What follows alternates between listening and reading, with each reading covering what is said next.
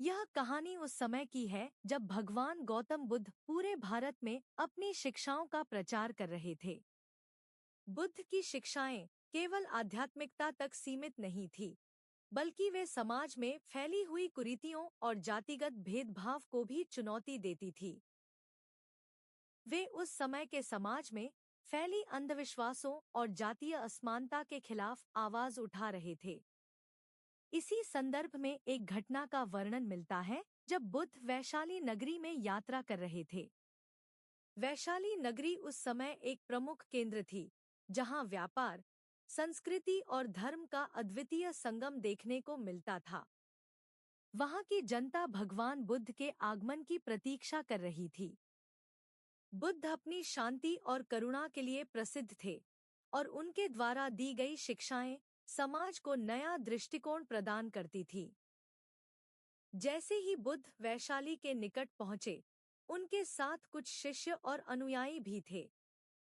उनका उद्देश्य न केवल धर्म का प्रचार करना था, बल्कि समाज के विभिन्न वर्गों के लोगों को एक साथ लाना और जातिगत भेदभाव को समाप्त करना भी था। डरी हुई बालिका का पीछा।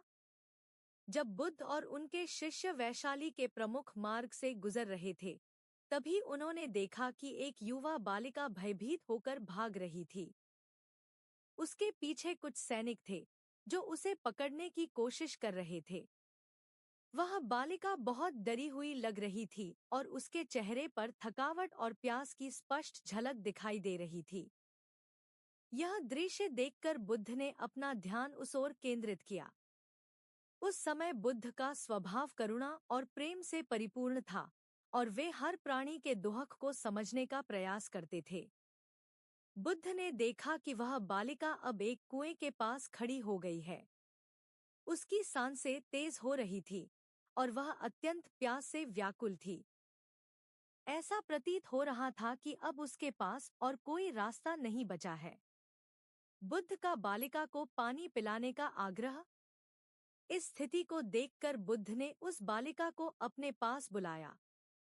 उनकी आवाज में इतना स्नेह और करुणा थी कि बालिका भयभीत होने के बावजूद बुद्ध के पास चली आई। बुद्ध ने उससे कहा, बालिका, तुम इस कुएं से पानी निकालो, पहले खुद पियो और फिर मुझे भी पानी पिलाओ। बालिका इस आग्रह से थोड़ी हिचकिचाई, लेकिन बुद्ध की उपस्थिति ने उसे कुछ साहस दिया। लेकिन तभी बालिका ने कहा, महाराज, मैं एक अछूत जाति से हूँ। मेरे द्वारा पानी निकालने से यह कुआं अपवित्र हो जाएगा और फिर आपको पानी नहीं मिल पाएगा। यह सुनकर बुद्ध मुस्कुराए और बड़े धैर्यपूर्वक बोले, बालिका, मुझे प्यास लगी है। तुम्हारे स्पर्श से पानी अपवित्र नहीं होगा। मैं तुमसे आग्रह करता हूँ कि तुम पहले खुद पानी पियो और फिर मुझे भी पिलाओ। सैनिकों का आगमन और बुद्ध की मूक प्रतिज्ञा। इतने में वे सैनिक भी वहां पहुंच गए, जो उस बालिका का पीछा कर रहे थे। सैनिकों ने जैसे ही उस बालिका को पकड़ने की कोशिश की, बुद्ध ने हाथ के इशारे से उन्हें रुकने के लिए कहा। बुद्ध की उपस्थिति इतनी सशक्त और शांति से भरपूर थी कि सैनिक बिना कुछ कहे वहीं रुक गए। उनके सामने बुद्ध के व्यक्तित्व का अद्वितीय प्रभाव था, जिसे वे नकार नहीं सके। बुद्ध के इशारे ने उन्हें जड़वत कर दिया और वे बिना किसी प्रतिवाद के वहीं ठहर गए। बालिका की हिचकिचाहट और बुद्ध का दृढ़ आग्रह। बालिका अभी भी थोड़ी संकोच में थी, क्योंकि समाज में उसे बचपन से ही यह सिखाया गया था कि उसकी जाति के लोग नीच और अपवित्र माने जाते हैं। लेकिन बुद्ध के शब्दों में इतनी करुणा और विश्वास था कि बालिका ने साहस जुटाया। उसने कुएं से पानी निकाला और पहले खुद पिया। फिर उसने बुद्ध को भी पानी पिलाया। जब बुद्ध ने वह पानी पिया, तो उनके चेहरे पर संतोष और शांति की झलक थी। उनके इस साधारण से कार्य ने उस समय की सामाजिक व्यवस्था को चुनौती दी थी। यह कार्य केवल प्यास बुझाने का नहीं था, बल्कि समाज के उस कट्टरपंथी विचार को तोड़ने का प्रयास था, जो मनुष्यों को उनकी जाति के आधार पर विभाजित करता था। राजा का आगमन और बुद्ध का संदेश। कुछ समय बाद वैशाली नगरी के राजा भी वहां आ पहुंचे। उन्होंने बुद्ध के आगमन की सूचना पाते ही वहां आने का निश्चय किया था। राजा ने बुद्ध को प्रणाम किया और उनके स्वागत के लिए एक सोने के बर्तन में केवड़े और गुलाब से सुगंधित पानी लाने का प्रयास किया। राजा की यह कोशिश थी कि वह बुद्ध को अपने सम्मान और वैभव का प्रदर्शन कर सके, लेकिन बुद्ध ने उस सुगंधित पानी को पीने से मना कर दिया। बुद्ध ने राजा से कहा, राजन, मुझे इस साधारण बालिका ने पानी पिलाया है और यही मेरे लिए पर्याप्त है। मुझे सोने के बर्तन या सुगंधित पानी की आवश्यकता नहीं है। जो जल इस बालिका ने अपने हाथों से निकाला है वह मेरे लिए सबसे पवित्र है। राजा ने यह सुनकर आश्चर्य व्यक्त किया और बालिका की ओर देखा।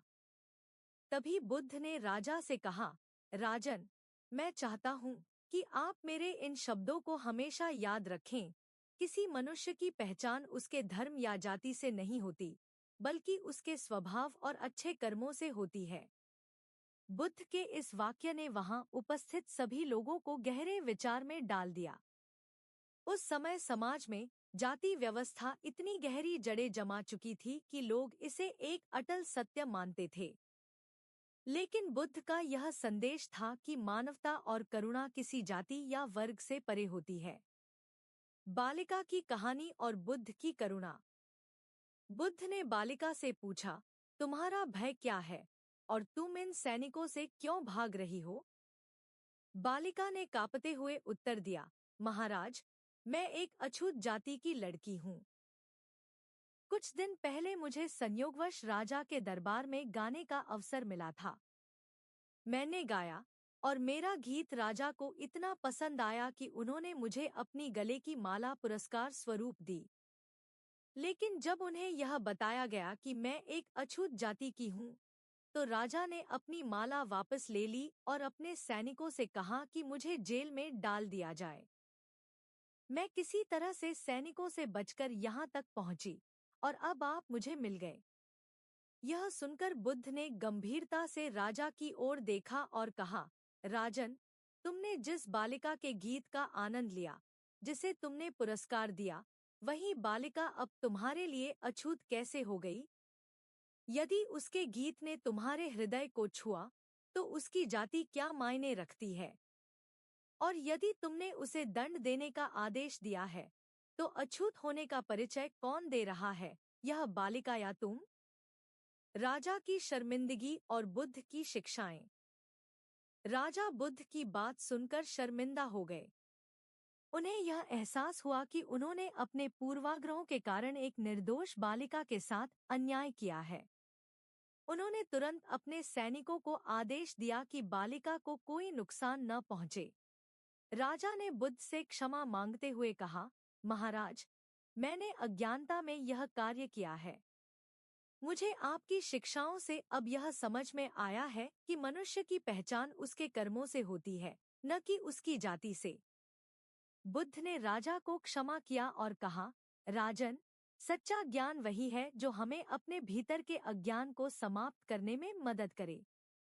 जाति, धर्म और सामाजिक भेदभाव मनुष्य की स्वयं की बनाई हुई रचनाएं हैं। इन्हें तोड़ने का कार्य हमारे हाथ में है। समाज में परिवर्तन का संदेश। इस घटना के बाद बुद्ध की शिक्षाएं वैशाली और आसपास के क्षेत्रों में और अधिक प्रभावशाली हो गईं। लोग जातिगत भेदभाव के खिलाफ खड़े होने लगे और समाज में समानता की भावना बढ़ने लगी।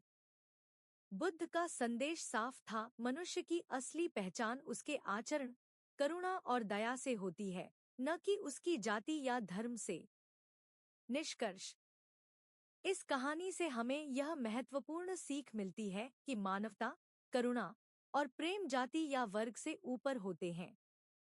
बुद्ध के इस संदेश ने समाज में फैले जातिगत भेदभाव को तोड़ने का प्रयास किया और यह हमें आज भी प्रेरित करता है।